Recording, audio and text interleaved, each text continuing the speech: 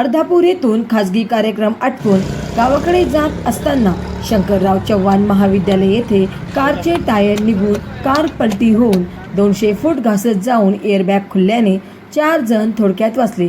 ही घटना दिनांक 3 शुक्रवार रोजी सायंकाळी घडली आहे।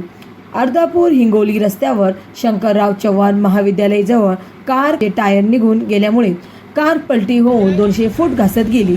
कारचे एअरबॅग खुलल्याने 4 जणांचे जीव थोडक्यात वाचले असून बांधकाम झालेल्या नालीजवळ कार अडकली होती। रस्त्याने जात असलेले शिवाजी कदम, अर्जुन कानोडे, हनुमंत वाघमारे, विजय शिंदे, राम शिंदे यांच्यासह अनेक नागरिकांनी कार सरळ करून कारमधील अडकलेले बाबाराव धोत्रे, वैजनाथ देवकर, नामदेव मानकरी, पांडुरंग देवकर सर्व राहणार वायता, पिंपरी तालुका सेनगाव, जिल्हा हिंगोली सर्वांना बाहेर काढून महामार्ग पोलिसांच्या रुग्णवाहिकेतून जमीन रुग्णालय येथे उपचारासाठी दाखल करण्यात आले आहे।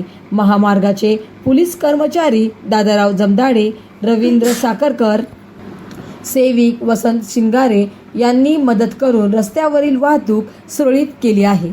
महाराष्ट्र वाईब न्यूज प्रतिनिधी सखाराम क्षीरसागर, अर्धापूर, जिल्हा नांदेड।